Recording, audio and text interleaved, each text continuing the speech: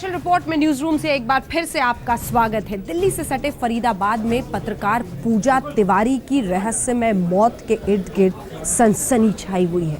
परिवार वाले कह रहे हैं कि ब्लैकमेलिंग की वजह से उसकी मौत हुई है, लेकिन इधर कोई सुसाइड नोट नहीं मिला है। देखिए।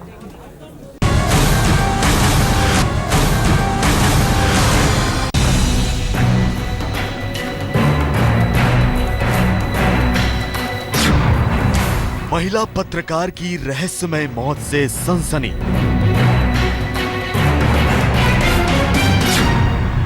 महिला पत्रकार की मौत हत्या, हादसा या खुदकुशी?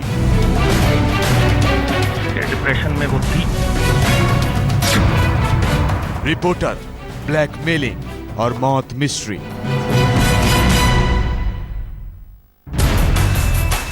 पेशे से वो एक खोजी पत्रकार थी। जानने वाले उसे बहादुर और जांबाज बताते हैं, लेकिन वो खुद को आवारा नदी कहना पसंद करती है। वैसे दुनिया वालों के लिए वो पूजा तिवारी थी। रविवार और सोमवार की दरमियानी रात फरीदाबाद सेक्टर 46 स्थित सद्भावना अपार्टमेंट में उस वक्त खलबली मच गई जब पूजा संदिग्ध हालात में इसी अपार्टमेंट की 5वीं मंजिल से सीधे नीचे गिर गई। घटना के वक्त मौजूद लोग बताते हैं कि 5वीं मंजिल से गिरते ही पूजा की मौत हो गई। मैंने आवाज़ सुनी और आवाज़ के साथ मैं पीछे आके देखा तो ये गिरी पड़ी हुई थी। उसके बाद क्या हुआ? फिर उसके बाद उठा के इनको जो है गाड़ी में अपना ये लोग ले गए हॉस्पिटल। फरीदाबाद के सद्भावना अपार्टमेंट में जिस वक्त ये सनसनीखेज घटना हुई, उस वक्त फ्लैट नंबर 509 में पूजा के साथ उसकी एक सहेली अमरीन खान और उसका दोस्त इंस्पेक्टर अमित वशिष्ठ मौजूद थे। अमरीन पूजा की तरह इंदौर की रहने वाली थी। अमरीन के मुताबिक घटना से पहले तीनों ने शराब पी थी। शराब पीने के बाद अमरीन अपने कमरे में सोने चली गई और दूसरे कमरे में पूजा और अमित रह गए।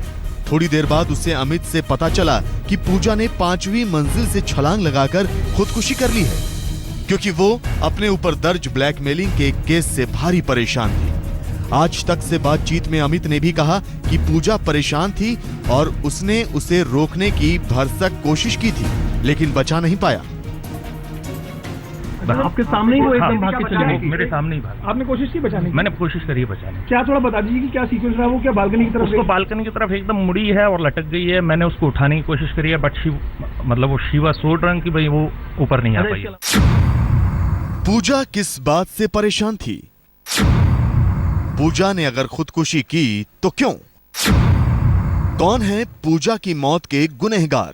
फरीदाबाद में 28 साल की महिला पत्रकार पूजा ने 5वीं मंजिल से कूदकर अपनी जान दे दी। पुलिस जानने की कोशिश कर रही है कि आखिर वो कौन सी वजह थी जिसके कारण पूजा ने खुदकुशी जैसा खौफनाक कदम उठाया। हालांकि पूजा के परिवार का आरोप है कि पूजा डिप्रेशन में थी और परिवार ने उन डॉक्टर्स को इसका कसूरवार ठहराया है जिसके खिलाफ पूजा ने स्टिंग ऑपरेशन किया था। पूजा का परिवार और उसके दोस्तों का कहना है कि पूजा पिछले कुछ समय से कुछ डॉक्टरों की ब्लैकमेलिंग से परेशान थी। जानकारी के मुताबिक एक वेब पोर्टल के लिए काम करते वक्त पूजा ने इसी साल मार्च में भ्रूण हत्या को लेकर एक डॉक्टर का स्टिंग ऑपरेशन किया था। बताया जाता है कि इसी स्टिंग ऑपरेशन के बाद इंडियन मेडिकल एसोसिएशन के पूर्व चीफ डॉक्टर अनिल गोयल ने पूजा और उसके एक साथी पत्रकार के खिलाफ उगाही का केस दर्ज कर दिया। पूजा पर डॉक्टर गोयल ने आरोप लगाया था कि पूजा उनसे 2 लाख रुपए मांग रही है। डॉक्टर के केस से परेशान पूजा ने यह बात मीडिया के अपने स्थानीय साथियों को ईमेल कर बताई थी। आज तक से बातचीत में इसकी पुष्टि पूजा के दोस्त अमित और भाई सौरभ ने भी की। उसके मुताबिक डॉक्टर ही हैं पूजा की मौत के कसूरवार। हाँ, डिप्रेशन की बात थी। ठीक है, डिप्रेशन में वो थी। इस एफआईआर को जो है उसके ऊपर हो रखी थी, उस मामले में वो डिप्रेशन पे थी। वो ये सब डिप्रेस थी। उसका एफआईआर का जब वो नल वैलिड हो गया वो जीत रही थी केस, बट हालांकि वो सिचुएशन के चलते हारते हारते पूरी तरह टूट गई थी जब कोई जर्नलिस्ट उसका साथ नहीं दे रहा था, जब उसकी न्यूज आ रही थी। पूजा के परिजनों के बयान के आधार पर फरीदाबाद पुलिस ने डॉक्टर गोयल और डॉक्टर धवल सिंह समेत 3 डॉक्टरों के खिलाफ मुकदमा दर्ज कर लिया है। इसमें उसके फादर के बयान पर, रवि तिवारी के बयान पर एफआईआर दर्ज की है जी हमने, FIR number 269, date 2/5, under section 306-34 IPC, थाना सूरजकुंड में 3 लोग हैं। तो कोई ये तो 3 लोग बाई नेम हैं, अदर्स भी हैं क्या? नहीं, और कोई अदर्स नहीं। सवाल उठता है कि क्या सिर्फ ब्लैकमेलिंग से परेशान होकर पूजा ने मौत को गले लगा लिया या फिर इसमें कोई और भी पेच है? कहानी अभी बाकी है। सचिन गौल के साथ पुनीत शर्मा, फरीदाबाद, आज तक। पूजा तिवारी की मौत के पीछे की वजह आखिर क्या है? क्या डॉक्टर्स की तरफ से दायर केस की वजह से परेशान थी या निजी जिंदगी के तनाव की वजह से? दरअसल एक ऑडियो क्लिपिंग इस वक्त सामने है और उसमें कथित रूप से उसका दोस्त अमित वशिष्ठ से उसकी बातचीत है और अमित वशिष्ठ की तरफ से जो शक जाहिर किया जा रहा है उसकी वजह से पूजा तिवारी परेशान नजर आती है। देखिए।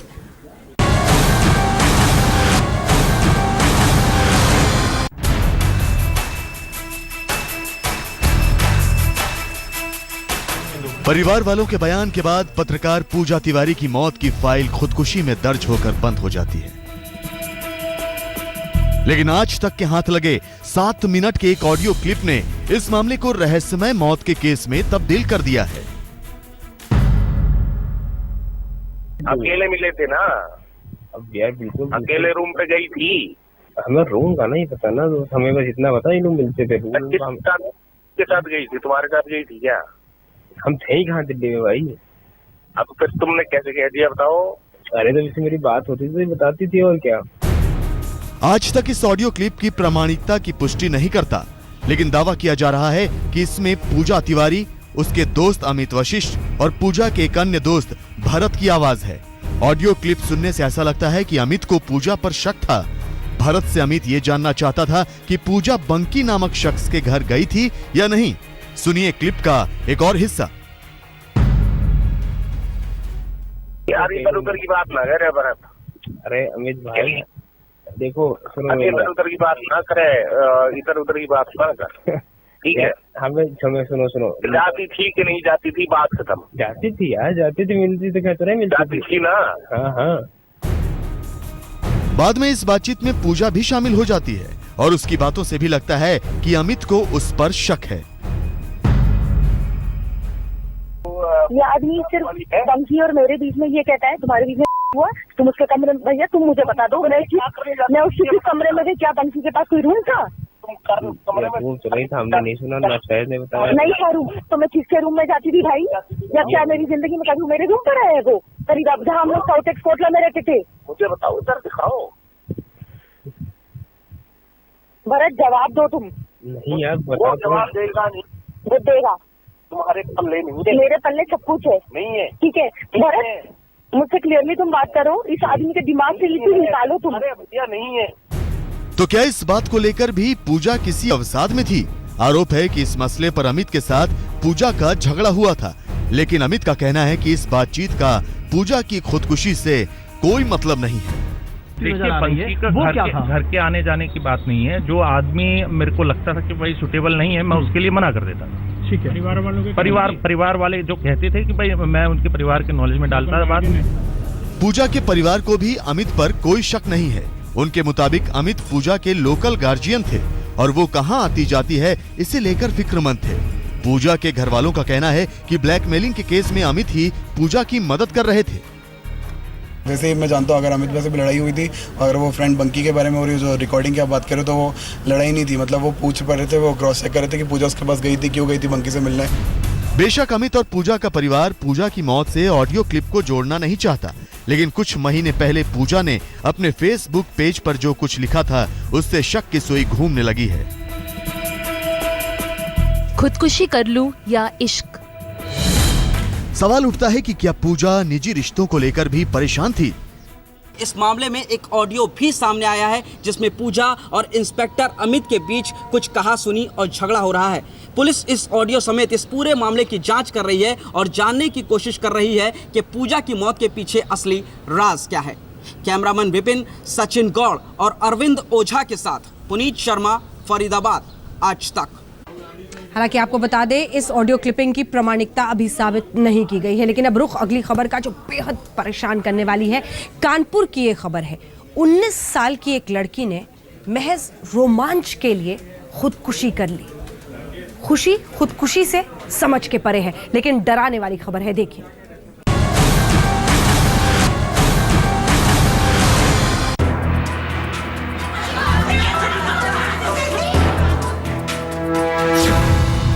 रोमांच के लिए खुदकुशी। कानपुर में छात्रा की सनसनीखेज खुदकुशी। क्या रोमांच करने के लिए कोई खुदकुशी कर सकता है? कानपुर के इस घर में ऐसा ही हैरान करने वाला वाकया पेश आया। इंटरमीडिएट में पढ़ने वाली 19 साल की लड़की अनुष्का सिंह ने खुदकुशी करने से पहले 2 पेज का जो सुसाइड नोट छोड़ा, वो हैरान करने वाला है। छात्रा ने लिखा, मैं ये खुदकुशी इसलिए कर रही हूँ क्योंकि मैं ऐसा करके बहुत खुश हूँ। सिर्फ इसलिए कि ये मौत मेरे लिए बेहद रोमांचकारी है, कुछ नया है। मैं अपनी मम्मी पापा और पूरे परिवार से बहुत प्यार करती हूँ। सारे लोग भी मुझे बहुत चाहते हैं, लेकिन अब मैं जा रही हूँ।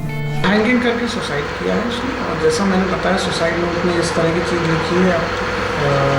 क्या कारण था इस तरह से लिखने का ये तो बताया नहीं जा सकता, बट एक नई चीज़ सुसाइड के रूप में हैंगिंग को ट्राई करना, ये इस तरह की चीज़। Income tax inspector Upendra Singh की बेटी अनुष्का कानपुर के हरमिलाप पब्लिक स्कूल में इंटर में पढ़ती थी। वो पढ़ने में काफी तेज थी। हाई स्कूल में उसने 94% नंबर हासिल किए थे।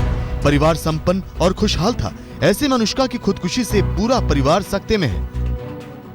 छोटा लड़का है 13 साल का, वो खेल रहा था घर के बाहर, तो उससे हम बोल गए थे कल टेस्ट था, जाओ बेटा थोड़ी देर में चले जाना पढ़ने। वो थोड़ी देर बाद गया तो दीदी ने कहा भैया थोड़ी देर और खेल लो, जो है हम नहाने जा रहे हैं, कमरा बंद करके। तो भैया ने कहा भी कमरा ना बंद करो, हम तो बाहर ही खेल रहे हैं। वो जैसे ही बाहर भैया निकला छोटा खेलने के लिए, तो इसने दरवाजा बंद करके सुसाइड कर लिया, कोई कारण भी नहीं। इस अजीबोगरीब सुसाइड के लिए अनुष्का ने पहले से तैयारी कर रखी थी। मैं ये खुदकुशी इसलिए कर रही हूँ क्योंकि मैं ऐसा करके बहुत खुश हूँ। सिर्फ इसलिए कि ये मौत मेरे लिए बेहद रोमांचकारी है, कुछ नया है। मैं अपनी मम्मी पापा और पूरे परिवार से बहुत प्यार करती हूँ। सारे लोग भी मुझे बहुत चाहते हैं, लेकिन अब मैं जा रही हूँ। पुलिस ने एफआईआर दर्ज कर मामले की जांच शुरू कर दी है। दिन भर जुर्म के पेचीदे मामलों से 2-4 होने वाली पुलिस भी खुदकुशी की ऐसी अजीबोगरीब वजह देखकर परेशान है। रंजय सिंह, कानपुर, आज तक। इसी के साथ स्पेशल रिपोर्ट में हम रुक रहे हैं ब्रेक के लिए। ब्रेक के उस पार आपको लिए चलेंगे टर्की, क्योंकि भारतीय संसद को अखाड़ा बनते आपने खूब देखा होगा। टर्की की तस्वीर आपको हैरान कर देगी। ब्रेक के बाद देखते रहिए। संसद की ये तस्वीरें आपको हैरान कर देंगे। जी हाँ, हिंदुस्तान में हमने संसद में आपस में अक्सर भिड़ते हुए देखा है सांसदों को, लेकिन टर्की की ये तस्वीर बेहद चौंकाने वाली है।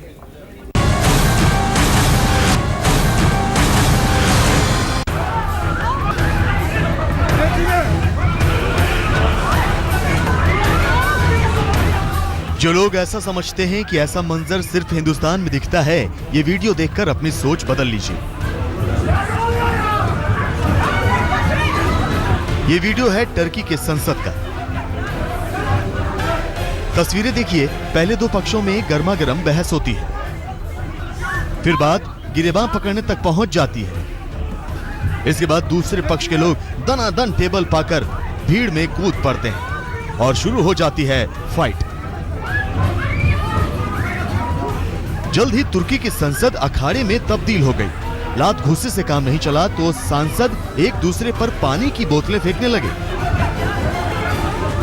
टर्की की संसद में यह झगड़ा हुआ था एक पार्टी एचडीपी के बीच। दरअसल सांसद संसद भवन में संविधान आयोग की बैठक में शिरकत करने पहुंचे थे।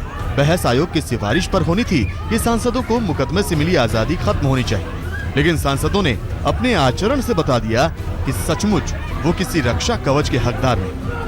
आज तक ब्यूरो। और इसी के साथ स्पेशल रिपोर्ट में इतना ही, लेकिन देश दुनिया की बाकी खबरों के लिए आप देखते रहिए आज तक।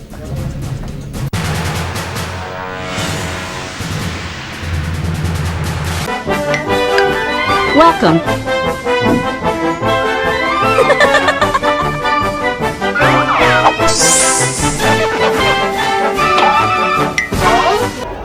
तस्वीरें आपके सामने, किस तरीके से यहाँ पे हंगामा होता है, किस तरीके से कन्हैया मंच पर मौजूद होता है, वहाँ पर मार पिटाई चल रही होती है।